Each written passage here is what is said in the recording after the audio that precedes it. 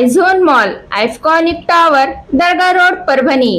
Urgent required sales person, male या female, 12 post. Qualification 10वीं pass, काम का तजुर्बा 3 साल। बिलिंग एग्जीक्यूटिव, मेल या फीमेल, 3 पोस्ट। क्वालिफिकेशन ग्रेजुएट, 3 साल का तजुर्बा। इन्वेंटरी ऑपरेटर, मेल या फीमेल, 1 पोस्ट। क्वालिफिकेशन ग्रेजुएट, 3 साल का तजुर्बा। 7 गारमेंट शॉप या मॉल का तजुर्बा जरूरी। इंटरेस्टेड कैंडिडेट अपना रिज्यूम इस मेल आईडी पर भेजे gc4jobs@gmail.com। व्हाट्सएप पर कॉल भी कर सकते हैं या डिटेल भी भेज सकते हैं। WhatsApp number 8600625627।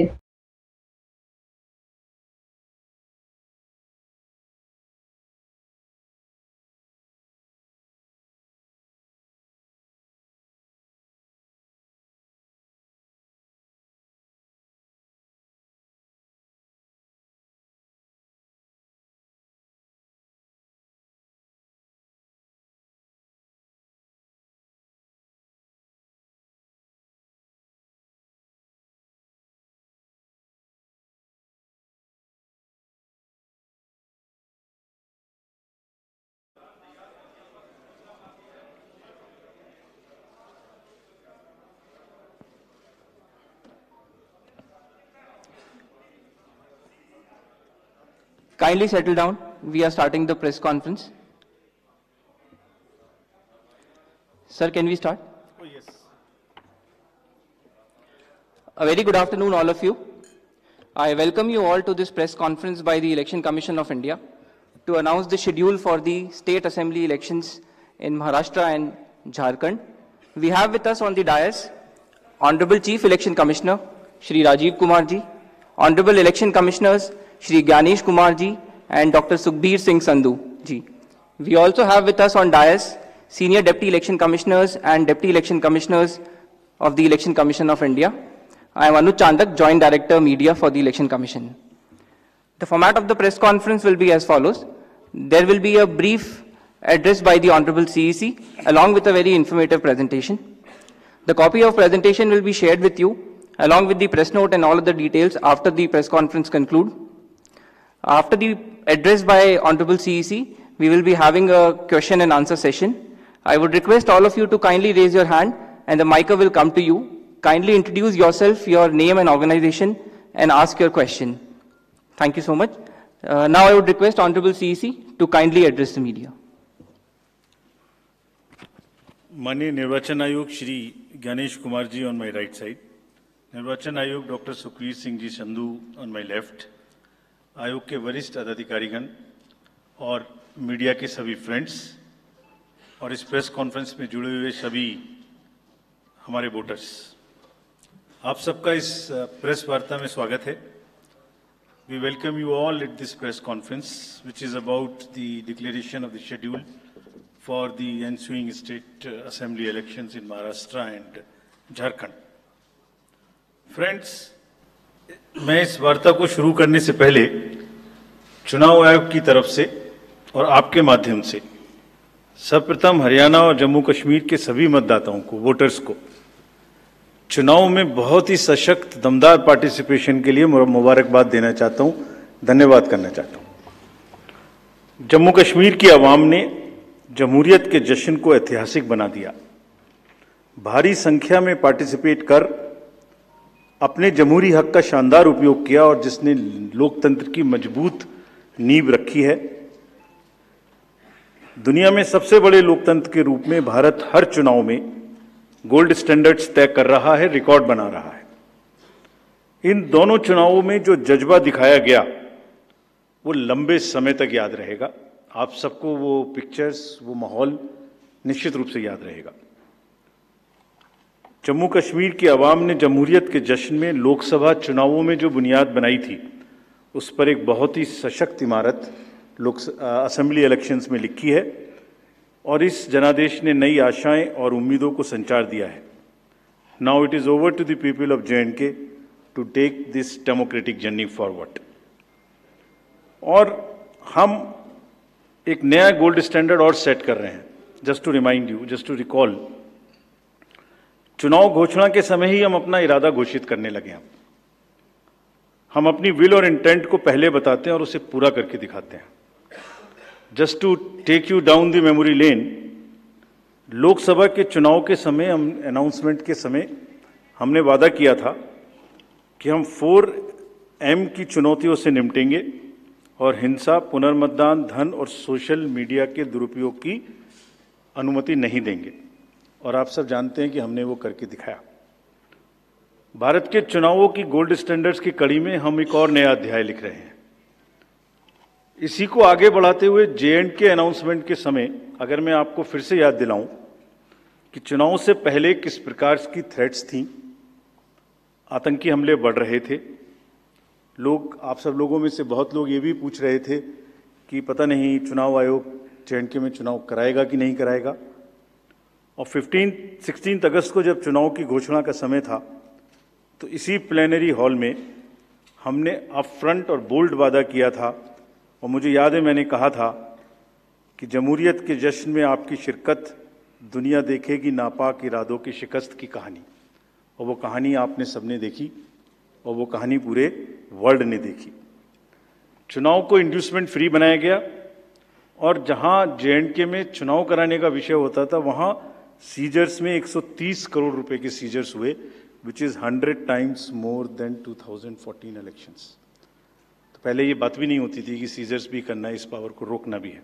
Similarly in Haryana, seizures were to the tune of around 75 crore, 4 times more than 2019 elections. इन दोनों राज्यों के चुनावों में भी नील रीपोल रहे। There was not even a single repoll in both the states, including the state of Jammu Kashmir. कोई violence नहीं हुई, zero violence, including the state of Jammu Kashmir. एक भी लाठी नहीं चली, एक भी गोली नहीं चली। आप सब इस बात के गवाह हैं। आपने देखे शिकस्त के नजारे। And let us give an ovation to the voters of Jammu Kashmir and Haryana. चुनाव दर चुनाव घटती हुई हिंसा, बढ़ती भागीदारी, रिकॉर्ड सीजर्स, मतदाता बिल्कुल स्पष्ट संदेश दे रहे हैं that they have full belief, they are very participate in the electoral process। लेकिन कोई बात नहीं, फिर भी अगर मुझे याद आए तो कुछ तो लोग कहेंगे लोगों का काम है कहना। हम उसके बिना चिंता किए आगे बढ़ते हैं, अपना काम सशक्त तरीके से करते हैं, ये आपको विश्वास दिलाते हैं। So friends, now we come to Maharashtra and Jharkhand, जहां पर अब उत्सव का समय है। हाल ही में हमने झारखंड और महाराष्ट्र में विजिट की थी और वहाँ पर political parties, DOs, SPs, IGs, commissioners, enforcement agency सबके साथ बैठक की थी और पूरे व्यवस्था को समझा और उसका रिव्यू किया था। So before we come to the schedule, let me share some basic information about these two states with you. Total districts in Maharashtra are 36 with 288 assembly constituencies, of which 234 are general, and scheduled tribes constituencies 25 and SC constituencies 29. Term of the Assembly of the Maharashtra is ending on 26 November 2024. If we talk about the number of electors in Maharashtra, they are 9.63 crores. 4.97 crores male and 4.66 crores female voters. Young voters की संख्या जिस पे काफी जोर दिया गया था SSR में 1.85 करोड़ और उसमें से 20.93 lakhs are first time voters of 18 to 19 age group. If we tell you about the polling stations in Maharashtra, there are total 1,186 polling stations and at 52,789 locations. Urban being 42,604 and rural being 57,582. इस बार भी हम PWD managed booths बनाएंगे, women managed booths बनाएंगे महाराष्ट्र में भी। Model PSS की संख्या 530 रहेगी।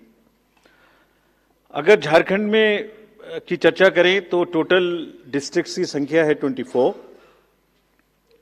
टोटल असेंबलीज 81 जिसमें से जनरल 44, एसटीज 28 एंड एससीज 9। झारखंड की असेंबली का टर्म 5 जनवरी 2025 को कंप्लीट हो रहा है और अगर झारखंड में इलेक्टर्स की बात करें तो 2.6 करोड़ वोटर्स, जिसमें 1.29 crore female and 1.31 crore male. First time voters between 18 to 19 years are 11.84 lakh and 66.84 young voters in Jharkhand also. In the centenarian, number of centenarian voters is 1,706 and 3.67 lakhs PWD voters, plus 1.14 lakh voters are of the age of 85 and plus in Jharkhand. If I give you an overview of polling stations in Jharkhand, पूरे polling stations की संख्या होगी 29,562 और जो कि 20,221 locations पर फैले हुए होंगे। अर्बन संख्या वहां कम है 5,042 और रूरल परिवेश ज्यादा है, इसलिए रूरल बूथ्स की संख्या होगी 24,520। यहां पर भी women managed booths, youth managed booth, PWD managed booths बनाए जाएंगे। एवरेज वोटर्स की संख्या पर booth is 881। Particularly vulnerable tribal groups पे जैसे मैंने पहले भी आपसे चर्चा की है, कमीशन का उनको एनरोल करने के लिए, उनको एम्पावर करने के लिए बहुत एम्फेसिस है। महाराष्ट्र में 3 पीवीटीजीज हैं, कटकरी, कोलम एंड मारियागौंड, और झारखंड में 8 पर्टिकुलरली वल्नरेबल ट्राइबल ग्रुप्स हैं जिनकी आबादी 1.78 लाख है। उसमें असुर, बिरहोर, मालपाड़िया, पहाड़िया, सौर्या, पहाड़िया, बिरजिया, कोवार एंड सावर, इन सबका लगभग 100% एनरोलमेंट इलेक्टरल रोल में किया गया है। और सभी डीओज ये कोशिश करेंगे कि जो भी बूथ्स इनके यहाँ बने वो बहुत सहज इनके ही परिवेश में बने और इस तरह की स्वीप एक्टिविटी करें कि वो सबके सब अधिकतर मात्रा में अपने मतों का प्रयोग कर सकें। मैं फिर से रिपीट करना चाहता हूं कि सभी पोलिंग स्टेशंस पे एश्योर्ड मिनिमम फैसिलिटीज होंगी। पिछली बार मुंबई शहर से कुछ ऐसी इंफॉर्मेशन या शिकायतें आई थी कि वहां पर कुछ बूथ्स पे ज़्यादा पोलिंग स्टेशंस एक जगह होने की वजह से प्रॉब्लम थी। इस बार हमने रिव्यू में बहुत ही सख्त हिदायतें दी हैं, उनको रिव्यू किया है, रेशनलाइज किया गया है पोलिंग स्टेशंस को। तो हम उम्मीद करते हैं डीओज विल वर्क, और वहाँ इस बार म्युनिसिपल कमिश्नर मुंबई को डीओ भी घोषित किया गया है ताकि जितने रिसोर्सेज उनके पास हैं उन सबको वो उसमें इस्तेमाल कर सकें। एक और व्यवस्था की गई है जो हम पीछे से कोशिश कर रहे थे, अब हमने उसकी इंस्ट्रक्शंस भी इशू कर दिए हैं कि पोलिंग लाइन जब लगती है तो उसमें लाइन के बीच में भी थोड़ी कुर्सियां या बेंच लगाएं, ताकि अगर आधा घंटा लग रहा है तो बीच बीच में कहीं ना कहीं 5-7-10 मिनट के बाद आप 2-3 मिनट के लिए बैठ जाएं तो थोड़ा अच्छा लगता है, मतलब थकान थोड़ी कम महसूस होती है, खासतौर से बुजुर्ग लोगों को। तो ये व्यवस्था भी सब पोलिंग स्टेशंस पे रहेगी। Friends, if I come to the next, ease of voting for senior citizens PWDs, this will be followed. You have all the experience of the pan-India coverage of facilities for the persons with disabilities and senior citizens. Her senior citizen जो 85 years से ऊपर हैं, उनको घर से vote देने की सुविधा उपलब्ध रहेगी। फॉर्म 12D वितरित किए जाएंगे सबको, और जो भी उसको भर के देते हैं उनके पास में हमारी टीम वोट लेने जाएगी और जाने के समय में सभी कैंडिडेट्स को लिखित में उस रूट चार्ट का और उस जगह की सूचना देगी ताकि वो साथ में एकम्पनी कर सकें और उनको ऐसा महसूस ना हो कि किसी के घर पर किसी ने प्राइवेसी ऑफ द वोट को नहीं मेंटेन किया। They are entitled, they are welcome to participate and go along with the polling parties to the houses of the senior citizens and PWDs. और पूरी जो व्यवस्था है उसकी videography of course goes without saying will be done so that there is a full proof record. वैसे भी पूरे चुनाव में आप जानते हैं कि कोई भी प्रक्रिया ऐसी नहीं है जिसमें वीडियोग्राफी ना होती हो, जिसका रिकॉर्ड ना रखा हो, सो दैट जहां पर कैंडिडेट्स पार्टिसिपेट ना करते हो और जहां पर वीडियोग्राफी ना होती हो. So every process of this can always be checked and seen. जैसे क्रिकेट में एक्शन रिप्ले होता है, तो अगर वहाँ गेम के समय एक्शन रिप्ले नहीं हो सकता तो बाद में हर जगह हर प्रोसेस की वीडियोग्राफी को देखा जा सकता है. इसी प्रकार से जो नेक्स्ट अगर मैं आपको बताऊं तो जो टेक्नोलॉजी है उसका हम फिर से बहुत यूज़ करेंगे. वोटर हेल्पलाइन ऐप में सभी वोटर्स अपनी सारी डिटेल्स देख सकते हैं. वो कहाँ मतदाता सूची में कहाँ नाम है, कहाँ फैमिली टुगेदर है, कहाँ उनको पोलिंग स्टेशन है, वो सब चीज़ देख सकते हैं. C vigil of course we have been very enthused. जैसे लास्ट पार्लियामेंट्री इलेक्शन में हमारे 10,000 करोड़ के सीजर्स हुए, जैसे मैंने अभी बताया J&K एंड हरियाणा में भी रिकॉर्ड सीजर हुए. We are sure that in Jharkhand and Maharashtra also the voters the enlightened voters will inform us on C-Vigil about any malpractice which they notice in their area, and we will reach there in 90 minutes to handle it. सभी candidates जिनकी criminal background है उन्हें अपनी सूचना देनी पड़ेगी 3 बार papers में, और सभी voters as a matter of right can see on our app which is KYC Know Your Candidate. हमने जो मीटिंग्स मैं आपको सिर्फ सारांश में ये बताना चाहता हूँ कि जो मीटिंग्स हमने झारखंड और महाराष्ट्र में की तो डीओज स्टेट एजेंसीज को बहुत ही सख्त हिदायतें दी हैं. मतलब बहुत ही सख्त मीन्स बहुत ही सख्त कि वो हर तरीके से फ्री एंड फेयर इलेक्शंस कराएंगे, हर तरीके से लेवल प्लेइंग फील्ड को एस्टेब्लिश करेंगे. उनको ये स्पष्ट बताया गया है कि किसी भी पदाधिकारी के विरुद्ध अगर ऐसी सूचना आती है और ये प्रमाणित होता है कि उन्होंने कोई भी कार्य ऐसा किया जिससे लेवल प्लेइंग फील्ड डिस्टर्ब होती है, एक पार्टी को पक्ष एक पार्टी को नुकसान, तो very stern action will be taken against them. This has been very very clearly told to everyone. किसी भी तरीके का प्रलोभन, वही 4 M's जो पहले हमने बात की थी, मनी का डिस्ट्रीब्यूशन, फ्रीबीज का डिस्ट्रीब्यूशन, शराब का डिस्ट्रीब्यूशन, ड्रग्स का distribution will all be under strict watch.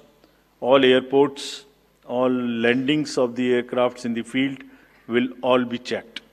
There would be extensive polling, the checkposts on the borders of the interstate for checking interstate movement. और कहीं से भी मल्टी डिसिप्लिनरी टीम्स वहाँ बनाने के लिए कहा गया है, यानी जिसमें एक्साइज भी होगा, पुलिस भी होगी, जीएसटी भी होगी, ट्रांसपोर्ट के भी लोग होंगे, ताकि वो 24/7 उनकी चेकिंग कर सकें. और साथ में ये भी हिदायत दी गई है कि चेकिंग का मतलब ये नहीं है कि कॉमन सिटीजन को कोई भी हैरेसमेंट होना चाहिए. That precaution must very very carefully be taken about all of them. सभी पोलिंग स्टेशंस 2 किलोमीटर के अंदर हों. किसी भी कंट्रोल रूम्स की स्थापना होगी हर डिस्ट्रिक्ट में, so that they can handle the social media narratives if there is anything which is wrongly being conveyed. ये सब का सब वहाँ पर निश्चित रूप से व्यवस्था होगी. सारांश में, if I summarize everything before coming to schedule, I would like to say that चुनाव लोकतंत्र का ऐसा त्योहार है और ऐसा उत्सव और पर्व है जिसमें सभी वोटर्स की भागीदारी बिल्कुल आवश्यक है, वांछनीय है, आवश्यक है, रिक्वेस्टेड है. We appeal to everyone to come and vote in large numbers in these elections also. साथ ही सभी राजनीतिक दल, सभी कैंडिडेट्स से भी अनुरोध है कि पूरे नियमों का पालन करते हुए कैंपेनिंग के दौरान निर्भय होकर कैंपेनिंग करें. लेवल प्लेइंग फील्ड एस्टेब्लिश करना हमारा काम है, लेकिन उसको वायलेट ना हो, उसमें कोई एक्सेसेस ना हो, ये उनका भी काम है. Now I come to the schedule for Maharashtra. This will be in single phase. The notifications, date of notifications are in front of you. 22nd October would be date of notification. Last date of making nomination would be 29th October. Scrutiny on 30th October. and last date for withdrawal 4th, and date of poll in Maharashtra would be 20th 11. Counting would be on 23rd 11/24, and you will notice that date of poll is Wednesday. This is deliberately, which lot of scheduling, whatever goes into scheduling, we have tried that it is midday, so that issue of urban apathy is handled. And in case of urban apathy, we are really very concerned. We want to make appeal through you to all our esteemed voters in the urban areas to please come and vote. It's not a healthy trend which is reflected. If I give you a brief of what is happening across the elections in the urban apathy, we will share this slide with you. If you look at various states, you look at Gurgaon, you look at Faridabad recently. Last elections, you look at Jubilee Hills, Hyderabad. You look at Bangalore South. You look at Gujarat, Gandhigram, Kolaba, Mumbai City, Pune, Thane, all are much below the state averages of each state. We will be conducting a special meeting of the municipal commissioners and DOs within a week's time to appeal again to do whatever we can do to motivate the voters in the urban areas, but the trends are really not good. If I show you the Lok Sabha, that was the Lok Sabha. If I show you legislative assemblies, see the lowest. The Kolaba was just 40%. 62 of 64 urban ACs in Maharashtra were less than the state average in 2019. So was the case in the parliamentary elections 2024 also. And just to give you a contrast, if you compare, so what was the situation in Lok Sabha in Kalyan was 50%, Mumbai South 50%, Mumbai North, Thane, Pune, Mumbai South, everything 53%. And these were the lowest 6 parliamentary constituencies out of the lowest 10. So that's the state of the urban apathy. We would be doing everything to counter it. Last time in 24 elections, we had all celebrities, all corporates, Amul, everyone involved. We'll do it again. And we'll also, at this point, emphasize that this contrasts with a very positive trend in the constituencies like Doda, 72%, Riyasi, 74%, Punch, 74%, Rajouri, 71%. If they can go 70 plus, Kolaba can also go 40 plus.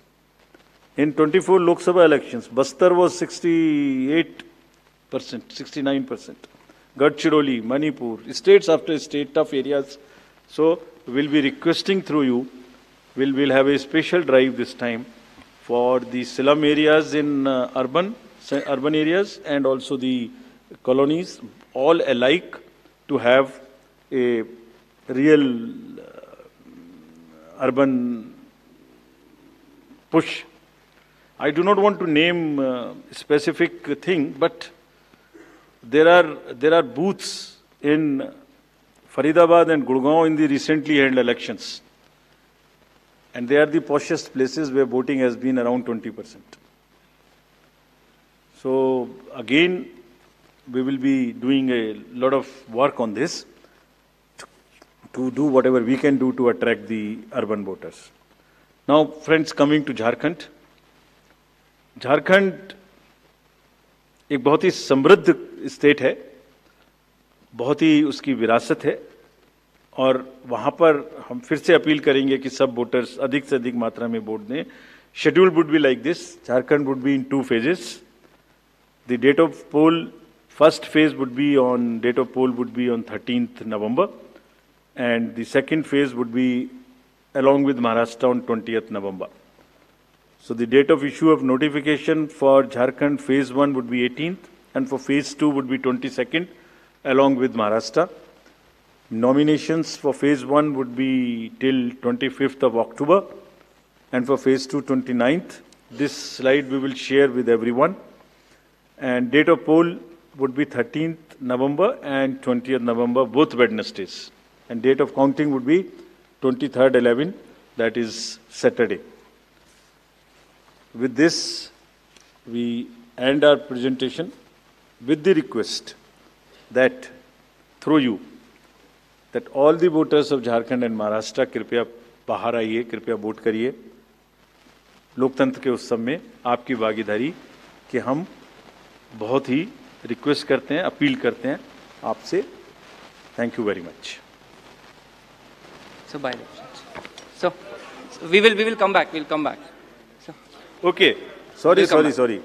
By elections also. By elections. We have 48 ACs and 2 PCs in 15 states. They will also undergo the elections this time. All the 48 ACs and 2 PCs, the schedule would be like this. All the except 1 AC and 1 PC, where because of the festivities and some reason, all 47 ACs and 1 PC of Kerala would undergo the election along with the phase 1 of Jharkhand. The same schedule, 13th November would be date of poll, and only for 2 ACs, one for assembly and one for parliament. That is Kedarnath in Uttarakhand, because on 12th there is gazetted holiday and dispersal of the parties takes place on that day. Therefore, it is on 20th. And similarly for Maharashtra, except that everything would be during the first phase. Thank you very much. thank you, sir, for the very comprehensive briefing. Now we will take questions from the media. Please, the gentleman in the blue shirt, please. Thank you. Sir, मेरा नाम प्रशांत लीला रामदास है। मैं news 18 लोकमत से हूँ और मेरा एक सवाल इस तरह का है कि कांग्रेस ने डिमांड की थी जो वहाँ के पुलिस महासंचालक है रश्मि शुक्ला, इनको हटाने को लेकर, इसको लेकर आयोग क्या सोच रहा है और उस पर क्या निर्णय होगा? Question from that side also, from the pink shirt, second row, Mr. Shailesh Yadav. This was about DG.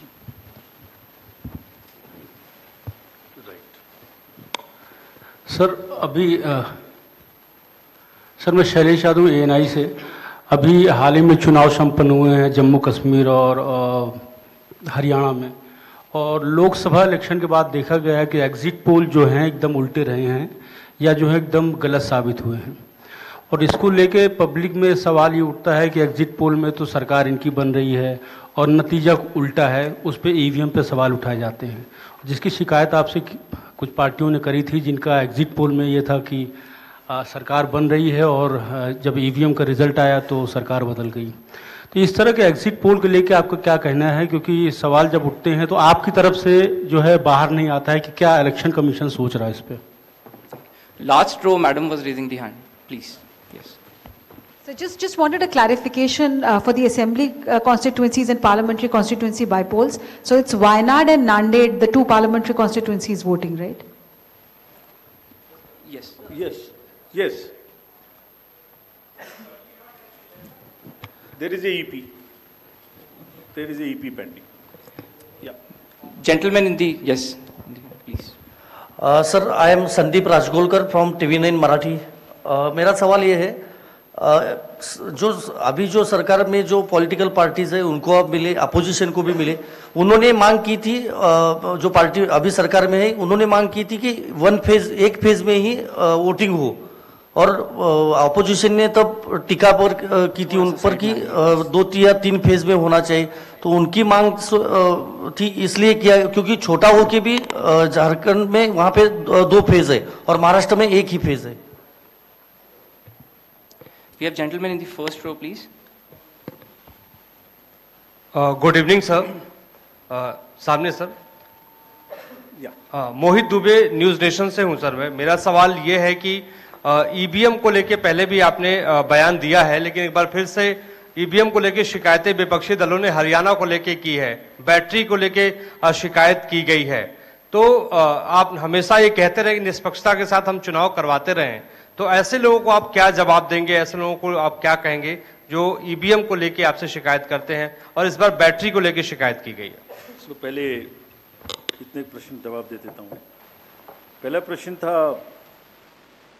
DG Maharashtra के बारे में।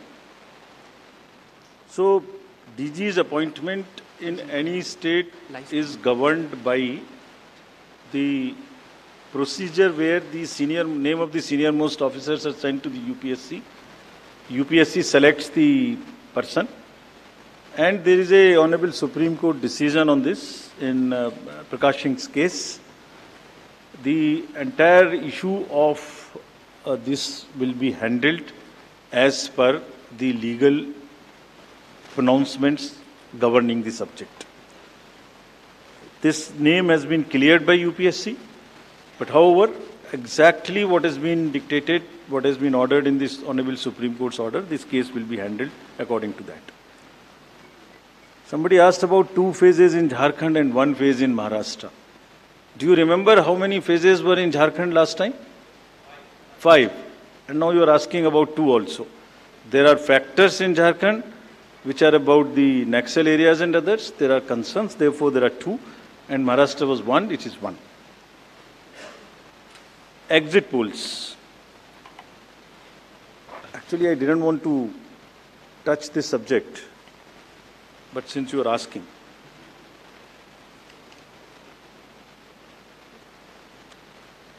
Exit polls के आने की वजह से, एग्जिट पोल्स के एक एक्सपेक्टेशन सेट करने की वजह से एक बहुत बड़ा, लेट मी एक्सप्लेन, एक बहुत बड़ा डिस्टॉर्शन पैदा हो रहा है। ये आप सब लोग यहाँ हैं, ये एक आत्मचिंतन का और आत्ममंथन का भी विषय है प्रेस के लिए, खासतौर से इलेक्ट्रॉनिक मीडिया के लिए।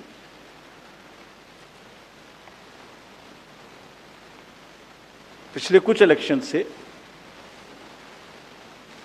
2-3 चीजें एक साथ हो रही हैं, अगर हम उसको पूरे कैनवस को एक साथ देखें तो, और ये सबके लिए समझना जरूरी है। पहले एक एग्जिट पोल आता है जिसकी हम उसको गवर्न नहीं करते, जो एस्टेब्लिश्ड रिजीम है, स्टैट्यूटरी एंड जुडिशियल रिजीम, उसमें हम उसको गवर्न नहीं करते। लेकिन एक खुद के आत्मचिंतन की जरूरत जरूर है कि वो उसका सैंपल साइज क्या था, उसका सर्वे कहाँ हुआ, उसका रिजल्ट कैसे आया। अगर मैं उस रिजल्ट से मैच नहीं किया तो मेरी क्या रिस्पॉन्सिबिलिटी है, कहीं कोई डिस्क्लोजर्स हैं कि नहीं है, ये सब देखने की जरूरत है बहुत सख्त। there are bodies which govern this. There is NBSA, there are other bodies which self-regulate, and I am sure the time has come that the associations, bodies which govern will do some self-regulation. Because इसी से जुड़ा हुआ दूसरा विषय है जो कि बहुत ही इंपॉर्टेंट है। जिस दिन पोलिंग खत्म हुई उससे रफली 3rd डे काउंटिंग होती है, तो आज शाम को 6 बजे से एक एक्सपेक्टेशन राइज हुई। सबने सोचा ये होने वाला है, जिसका कोई साइंटिफिक आधार, जिसका कोई लीक पब्लिक में डिस्क्लोजर में नहीं है। जब काउंटिंग का समय शुरू होता है तो 8:05 और 10 मिनट से रिजल्ट्स आने शुरू हो जाते हैं, विच इज नॉनसेंस। आप बताइए, मेरी पहली काउंटिंग 8:30 बजे शुरू होती है और हमारे पास प्रमाण है इस बार कि 8:05, 8:10, 8:15 पर आने लगा इतने की लीड, इतने की लीड, इतने की लीड, इतने की लीड। ऐसा तो नहीं है, I am just posing question, we are not gone into this, but ऐसा तो नहीं है कि एग्जिट पोल को जस्टिफाई करने के लिए वो शुरू में ट्रेंड्स आ गए कि हमने तो ऐसा कहा था, वैसे ही ट्रेंड हो रहा है, बाद में जो होगा वो होगा। और अचानक से पहला रिजल्ट एक राउंड का 8:30 बजे जब काउंटिंग शुरू हो रही है तो 9 बजने में 10 मिनट, 9 बजने में 5 मिनट से पहले 20 मिनट भी लगेंगे एक राउंड में, तो आ ही नहीं सकता। और हम उसको 9:30 बजे वेबसाइट पे डालते हैं, 9:31 पे। एग्जैक्टली कभी भी देख लीजिए, एक के बाद एक। 9:30 पे हम उसको अपनी वेबसाइट पे डालते हैं, फिर 11:30 पे डालते हैं, फिर 1:30 पे डालते हैं। चलिए, आपके कोई कॉरेस्पॉन्डेंट वहाँ मौजूद थे, उन्होंने पहले बता दिया। प्रोसेस काउंटिंग में रिजल्ट को स्क्रीन पे दिखाना पड़ता है, एजेंट के साइन लेने पड़ते हैं, ऑब्जर्वर से जस्टिफाई कराना पड़ता है, तो ऑफिशियल साइट पे आने में आधा घंटा लग सकता है। लेकिन 9 बजे से 9 बजने में 10 मिनट से पहले कैसे आते हैं? और उससे क्या होता है, एक तो एक्सपेक्टेशन है एग्जिट पोल्स की, उसके बाद 8:45 बजे तक मैंने दिखा दिया उसी के मापदंड से कि वो लीड कर रहे हैं लोग। तो वास्तविक रूप से जब वो एक्चुअल रिजल्ट्स आने शुरू होते हैं तो एक मिसमैच होता है, and that mismatch is also giving this can lead to serious issues sometimes. Even the gap between expectation and achievement is nothing but frustration. So ये एक विषय ऐसा है जिस पर हम तो नहीं, हमारे हाथ बंधे हुए हैं, लेकिन एक कुछ ना कुछ मंथन की, कुछ ना कुछ, एंड आई एम श्योर जब जब इस देश में, जब जब कंट्री में इस तरीके की जरूरत होती है तो एक सेल्फ करेक्शन हो जाता है। तो सभी रिस्पॉन्सिबल लोग इसका सेल्फ करेक्शन जरूर करेंगे, I am sure about it. EVM के बारे में आपने फिर से पूछा।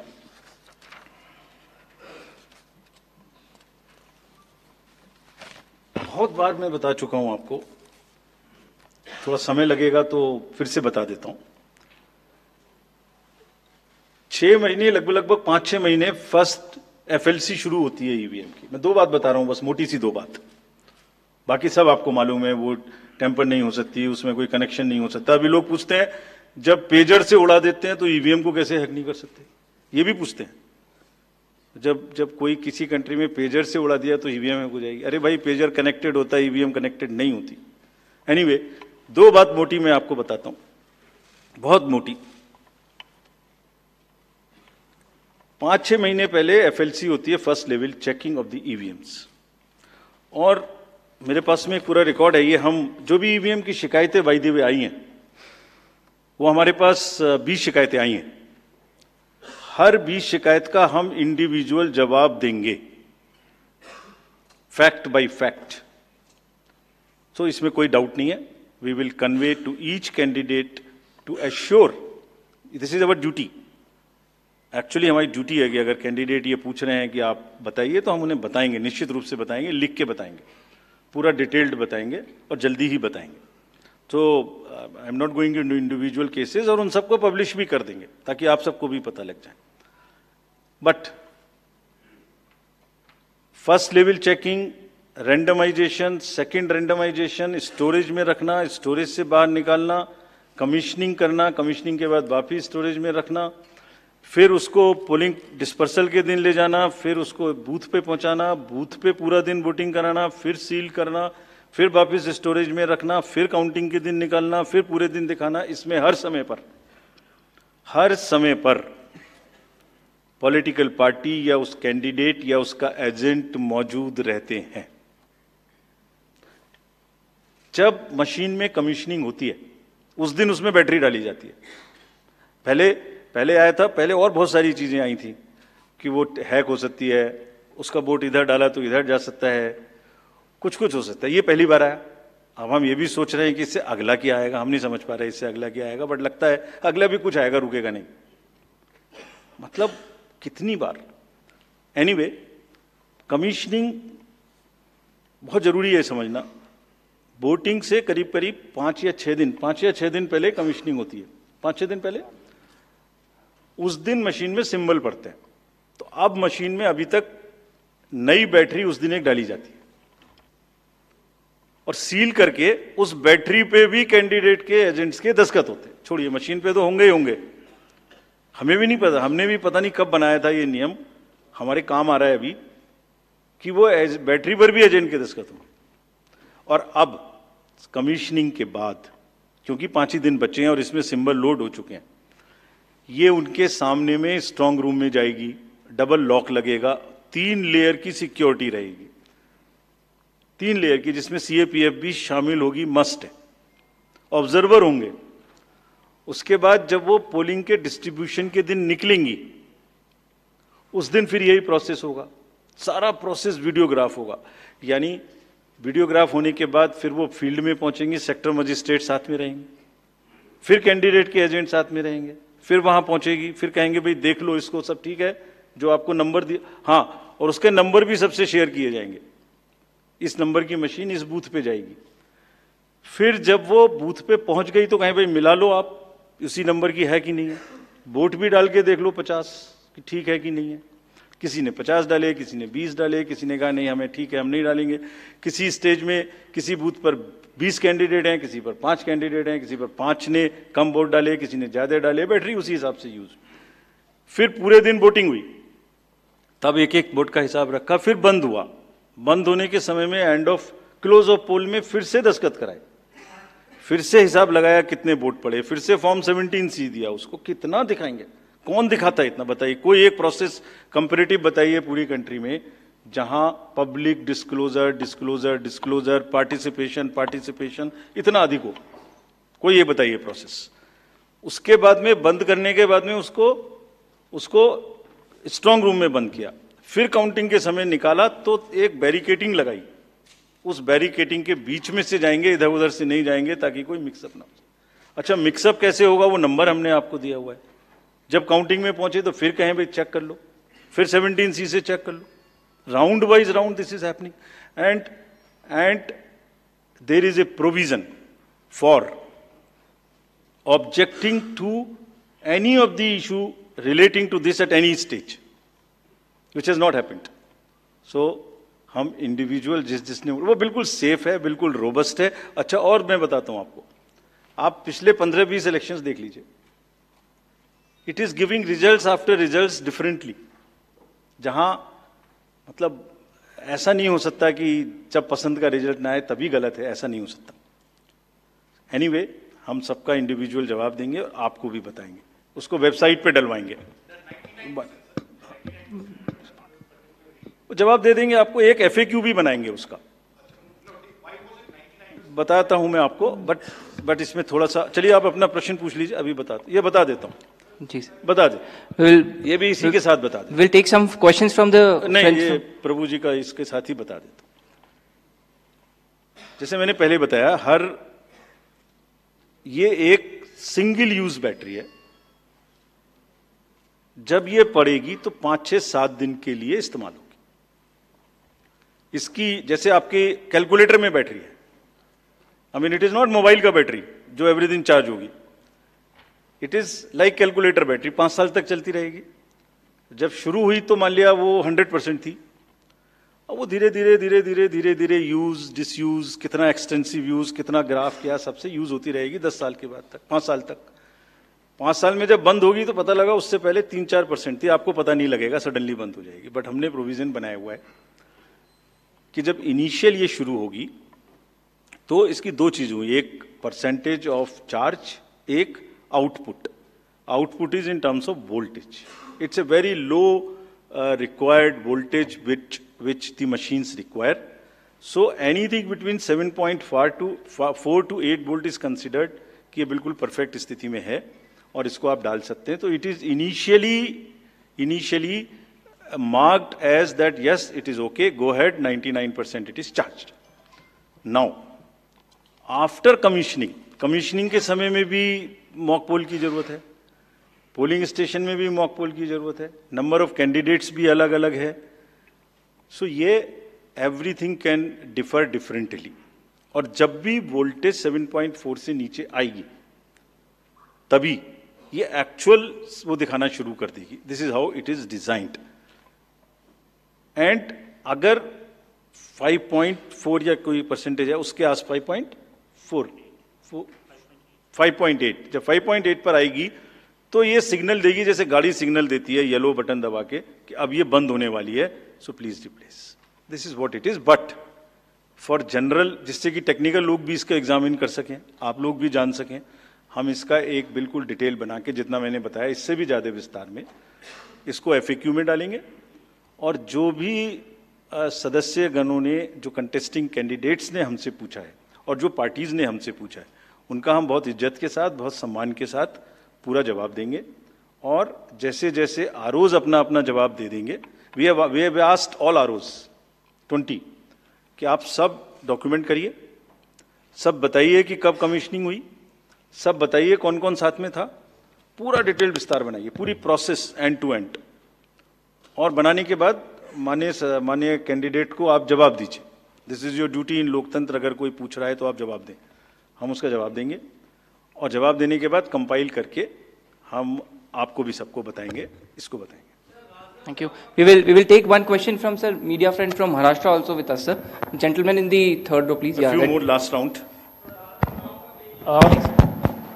नमस्कार सर, मेरा नाम प्रमोद जगताप है, मैं सकाल मीडिया ग्रुप के शाम अच्छा, न्यूज। एक चीज और बता दूं, एक चीज और इसमें मैं आपको बता दूं, एक हमारा C&B का भी प्रोसीजर है, जो माइक्रो कंट्रोलर और प्रोसेसर को हम चेक कर सकते हैं। मुझे नहीं लगता कि इन 20 कॉन्स्टिट्यूएंसी से कोई भी रिक्वेस्ट C&B की आई है, कोई रिक्वेस्ट नहीं है। So anyway we will give specific replies of all this. Yes please. हाँ सर, मेरा नाम प्रमोद जगताप है, मैं सकाल मीडिया ग्रुप के शाम न्यूज चैनल से हूँ। मेरा सवाल जो है वो सिंबल को लेके, महाराष्ट्र में एनसीपी के 2 गुट होने के बाद तुतारी और ट्रम्पेट, तुतारी जो है शरद पवार की पार्टी को दे दिया, लेकिन लोकसभा चुनाव में ट्रम्पेट जो है वो भी सिंबल कोई इंडिपेंडेंट कैंडिडेट को दे दिया था। इससे ज्यादा वोट उस इंडिपेंडेंट कैंडिडेट ने लिए थे। शरद पवार के एनसीपी का ऐसा कहना है कि ये सिंबल जो है वो फ्रीज करना चाहिए। महाराष्ट्र के स्टेट इलेक्शन कमीशन ने स्थानिक स्वराज्य संस्था के जो चुनाव है उसमें वो फ्रीज किया है, लेकिन केंद्रीय चुनाव ने अभी तक उसके ऊपर कोई डिसीजन नहीं लिया। तो आप उसको लेके कोई आपकी एसओपी बनाने वाले हो, वो सिंबल अभी फ्रीज करने वाले हैं, उसके का जरा सविस्तर बताइए please. Gentleman in this side, pink. Rajiv sir, मैं आनंद कुमार सिंह हूं, न्यूज़ इंडिया न्यूज़ चैनल से। सर मेरा एक सवाल आपसे है, मैंने लोकसभा चुनाव और विधानसभा चुनाव जम्मू कश्मीर कवर किया था, तो मैंने तेलंगाना में देखा कि हिजाब को लेकर लोकसभा बीजेपी की प्रत्याशी थी, तो वो हिजाब को लेकर आइडेंटिफाई कर रही थी, जिसको लेकर विवाद हुआ था। और ऐसा ही जम्मू कश्मीर में भी हुआ, किश्तवाड़ से शगुन परिहार को उम्मीदवार थी बीजेपी की, तो वो भी हिजाब उठाकर शक्ल देखने को लेकर, आइडेंटिटी को लेकर देखना चाहते, जिसको लेकर विवाद हुआ था। दिल्ली बीजेपी ने आपको लिखा है कि इसको लेकर एक एसओपी बनाई जाए जिससे आइडेंटिटी क्लियर हो सके। तो मेरा सवाल आपसे सीधा ये है कि डेमोक्रेटिक राइट या कल्चरल राइट, आप किसको आगे रखेंगे? Yes please to the gentleman. जी सर, एक सवाल ये भी था कि आपने एक करके we will go by Anuj please. Rajiv sir, अभी जो आपने चुनावों की तारीखों का ऐलान किया है, लेकिन उसमें कुछ ऐसी सीट्स हैं विधानसभा जहां पर उपचुनाव होना था या लोकसभा, जिन पर नहीं ऐलान किया गया। वो कौन कौन? सर यूपी की 10 सीटें थी। 10 की 10 होंगी? 9 सर, 9 किया है। Basirhat is under the election petition. There is an election petition in Basirhat, so that is one case. 10 सीटें थी ना sir. Milkipur also is under election पे। so let me say it that way, जहां इलेक्शन पिटीशन नहीं है वहां सब में हो रहा है, ठीक है, वो दे देंगे। वो 2 तो मैंने बताई दी आपको। चलिए, let us go orderly. Yeah, please follow a system. Thank you. One, gentleman in the this row, green. 2 last questions, please. Sir, this is Nishant Azad from Organizer English Weekly. My question is that misuse of AI and deepfakes is increasing. So, what are the steps Election Commission is taking to deal with this issue? Good question. Sir, अभी मुंबई जैसे बड़े शहर में जिस तरीके से दिन दहाड़े मर्डर हुआ, महाराष्ट्र में जिस तरह से लगातार घटनाएं बढ़ी हैं अपराध की, इसको लेकर बहुत ज्यादा चिंताएं हैं, बहुत सारी बैठकें भी हुई हैं। इसको लेकर किस तरीके से चुनाव आयोग ने इससे पहले हालांकि बैठक की थी, अब किस तरह से तैयारियां की जा रही हैं ताकि खास करके शहरी इलाकों में जहां पर आप वोटिंग परसेंटेज वैसे भी कम देख रहे हैं, बांद्रा का इलाका हो, जुहू वर्सोवा, कैसे लोगों में कानून और व्यवस्था के लिए लोगों के मन में विश्वास पैदा करेंगे ताकि लोग वोटिंग के लिए ज्यादा से ज्यादा निकलें? Thank you. We will take one more question, sir. Let him answer. Let him answer. Let me answer these questions first. About this symbol, first question is about the symbol of the NCP. NCP का जो symbol है, man blowing तुरी, so उसमें हमारे पास में 2 request आई थी NCP SP से। एक तो ये आई थी कि उनको जब हमने रिकॉग्नाइज कर लिया है जे स्टेट पार्टी, तो उन्हें हम कंट्रीब्यूशंस रिसीव करने की भी स्वीकृति दें। और दूसरी रिक्वेस्ट आई थी कि उनको जो उनका सिंबल है वो प्रोमिनेंट नहीं है। वो जब वोटिंग मशीन के बैलेट यूनिट के अंदर में छोटा दिखाई देता है तो उसका रेशियो ऐसे चेंज कर दीजिए कि वो स्पष्ट से मैन ब्लोइंग तुरी दिखाई देने लगे। और दूसरी रिक्वेस्ट एक और भी साथ में थी कि उस जैसा एक कोई ट्रम्पेट है उसको हटा दीजिए। 3 रिक्वेस्ट थी। सो पहली रिक्वेस्ट हमने उनकी मान ली। हमने उन्हें उसी दिन ऑथराइज कर दिया था कि आप ड्यूली कॉन्ट्रीब्यूशंस ले सकते हैं, subject to the disclosures which every political party has to do. Secondly, हमने उनको लिखित में ये भी छूट दी थी कि आप खुद हमें बताइए कि आप अपने सिंबल को, मैन ब्लोइंग तुरी को किस तरीके से बैलेट यूनिट में दिखाना चाहेंगे। तो उन्होंने कहा था हम इस तरह से दिखाना चाहेंगे। 1-2 चॉइस दी थी, जो उनकी पहली चॉइस थी वो हमने मान ली। सो इस इलेक्शन में उनका सिंबल वुड भी ज्यादा दिखाई देगा, मतलब प्रोमिनेंटली दिखाई देगा। तीसरी रिक्वेस्ट थी, वो एक ट्रम्पेट है इस टाइप की, जो कि मैन ब्लोइंग तुरा से बिल्कुल डिफरेंट है। तो कमीशन ने उसी दिन बताया था कि वो उससे डिस्टर्ब नहीं करता है। So all the 3 have been accepted, that is 1. All AI and deep fakes, this is a very, very contextual question. This is disturbing all the elections world over. I have said it earlier also. It's a very serious issue. हमने इसके लिए 2-3 चीजें की हैं, और आपने अगर 24 parliamentary election में देखा होगा, सो ऐसी घटनाएं हम रोक पाने में सक्षम हुए थे कि किसी की फोटो किसी के साथ लगा दी, किसी की आवाज किसी के साथ मिला दी, इस तरीके के बहुत पॉसिबल AI रिलेटेड न्यूसेंस हो सकती थी. We were able to control it essentially through the control rooms which have been set up, social media teams which have been set up in all the districts I am saying, and in police headquarters, to monitor continuously anything which is fake and take corrective action immediately. This has led to, in some cases, takedown, some cases blockade, and in some cases even criminal action wherever it was warranted. कुछ लोग हैं जो अभी भी एकदम झूठ narrative किसी ना किसी तरीके से चलाते हैं. हम उसको अभी तक हमने कुछ नहीं किया है. अभी तक हमने उसको ये सोच के रखा हुआ है कि लोग खुद देख देख के समझ जाएंगे कि ये झूठ है. इसलिए we are going absolutely slow, but it has not cross the red line. The day it crosses red line, they will also be tackled. Identity, democratic identification versus cultural identity. This has conduct of election rules.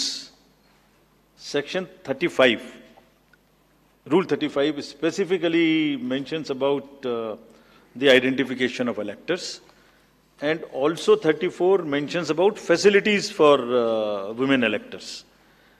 Exactly in दो provisions के तहत identification का कार्य जो कि rules में provided है उसी हिसाब से किया जाएगा, but with full regard and respect to the cultural aspects of the entire issue which are prevalent in many states, which are prevalent in Rajasthan, which are prevalent in many parts of the country.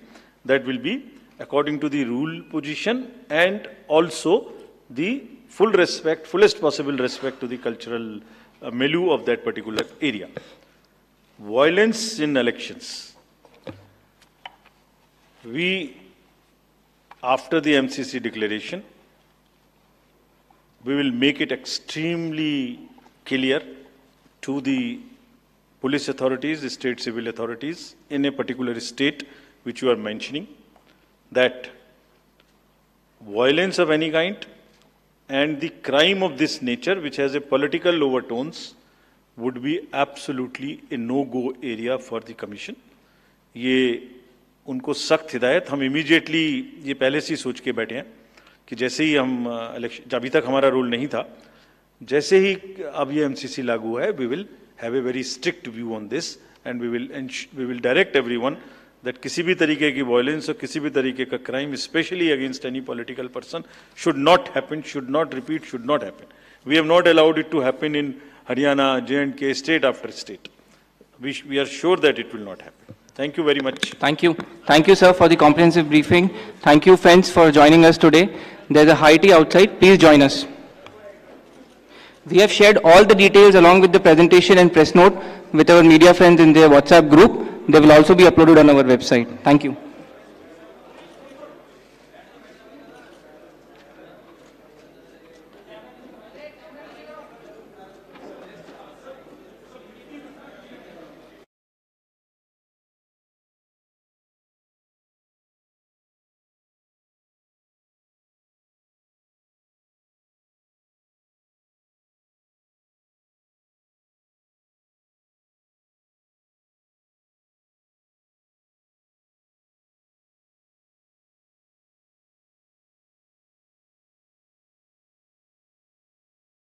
अस्सलाम वालेकुम, मैं हूं सैयद अखिल। आप देख रहे हैं मेरे साथ परभणी आज तक।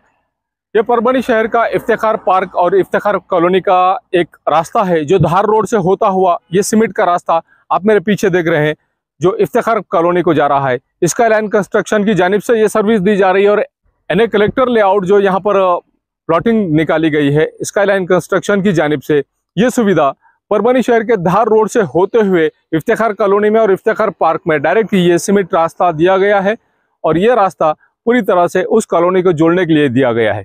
हम आपको पूरा रास्ते का लोकेशन देते हैं कि किस तरह से धार रोड से होता हुआ ये इफ्तिखार कॉलोनी और इफ्तिखार पार्क को ये रोड रास्ता सीमेंट रास्ता अटैच हो रहा है। ये सर्विस सिर्फ इफ्तिखार कॉलोनी के वासियों के लिए ही स्पेशली दी गई है।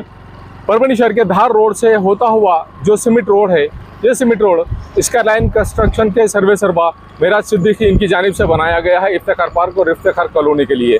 जो रास्ता हम आपको बता रहे हैं, ये जो लोकेशन हमने आपको बताया है ये धार रोड से होता हुआ इफ्तिखार कॉलोनी और इफ्तिखार पार्क के लिए स्पेशली ये जो रास्ता बनाया गया है सीमेंट रास्ता ये यहाँ से टर्न होता हुआ ये इफ्तिखार कॉलोनी और इफ्तिखार पार्क में इस तरह से जा रहा है। ये नज़ारा हम आपको सिर्फ और सिर्फ परभणी आज तक पर बता रहे हैं। ये नज़ारा आप देख लीजिए कि किस तरह से यहाँ से शुरू हो रही है इफ्तिखार पार्क और इफ्तिखार कॉलोनी की ये प्लॉटिंग। रास्ता तो आपने देख लिया है कि किस तरह से यहाँ पर इफ्तिखार पार्क और इफ्तिखार कॉलोनी में आने के लिए जो लोकेशन हमने आपको बताया है धार रोड से होता हुआ जो सीमेंट रोड स्पेशली बनाया गया है स्काई लाइन कंस्ट्रक्शन की जानिब से ये इफ्तिखार कॉलोनी और इफ्तिखार पार्क की एनए लेआउट की पूरी प्लॉटिंग है। और एनए लेआउट की पूरी प्लॉटिंग आप ये देख लीजिए कि यहाँ पर लाइट की सुविधा किस तरह से अवेलेबल करा कर दी गई है और लाइट की सुविधा के अलावा यहाँ पर हर प्लॉट के सामने 2 झाड़ लगाए गए हैं। ये झाड़ भी देख लीजिए 15 से 20 फीट ऊंचे ये झाड़ है और हर प्लॉट के सामने झाड़ है। हर प्लॉट के सामने नल का कनेक्शन है। हर प्लॉट के सामने नाली बनी हुई है। सीमेंट और कंक्रीट में जो नाली बनी हुई है ये नाली भी स्पेशली इस प्लॉटिंग के लिए ही बनी हुई है। अब ये देख लीजिए कि किस तरह से यहाँ पर रास्ते का काम किया गया है और इस रास्ते के काम को अच्छी तरह से डेवलप किया गया, अच्छी तरह से इस रास्ते को सीमेंट रोड को बनाया गया है। इफ्तिखार पार्क में जो सर्विस दी जा रही है गट्टू के रास्ते का काम शुरू है, गट्टू बिठाना चालू है। जिस तरह से यहाँ पर सीमेंट रोड बनाया जा रहा है सीमेंट रोड के अलावा यहाँ पर दोनों साइड से जो गट्टू बिठाए जा रहे हैं ये गट्टू का पूरी तरह से काम शुरू है और यहाँ इस तरह से एंजॉय करते हुए लोग जाते हुए भी नजर आ रहे हैं आपको इस सीमेंट रोड से।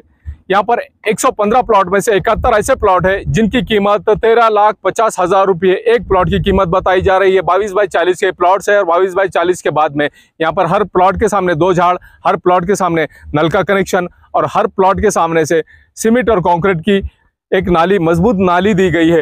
ये गट्टू का काम आप मेरे पीछे देख रहे हैं कि किस तरह से यहाँ पर गट्टू का काम दोनों साइड से शुरू किया गया है। इस तरह से हर प्लॉट के सामने रास्ते के बाजू के साइड से पूरी तरह से गट्टू भी बिठाए जा रहे हैं। इफ्तिखार पार्क और इफ्तिखार कॉलोनी में जो सर्विस दी जा रही है स्पेशली इस प्लॉटिंग के लिए स्पेशल डीपी लाई गई है सैंक्शन कराकर। ये डीपी और इसके अलावा यहाँ पर ये बस्ती के साइड में बस्ती यहाँ पर अवेलेबल है, पहले से ही बस्ती यहाँ पर मौजूद है और इस बस्ती के ख़त्म होते ही यहाँ पर इफ्तिखार पार्क और इफ्तिखार कॉलोनी यहाँ पर मेराज सिद्दीकी साहब इनकी जानिब से सर्विस दी जा रही है कि इनके प्लॉटिंग में एक स्वतंत्र डीपी भी अवेलेबल है, लाइट के कनेक्शन अवेलेबल है, झाड़ हर प्लॉट के सामने अवेलेबल है। उसी के साथ में सीमेंट और कंक्रीट की नालियां अवेलेबल है। हर झाड़ को महफूज रखा गया है और हर झाड़ को पानी भी दिया जा रहा है। हर प्लॉट पर यहाँ पर नल का कनेक्शन भी अवेलेबल है। इस तरह की सर्विस यहाँ पर दी जा रही है।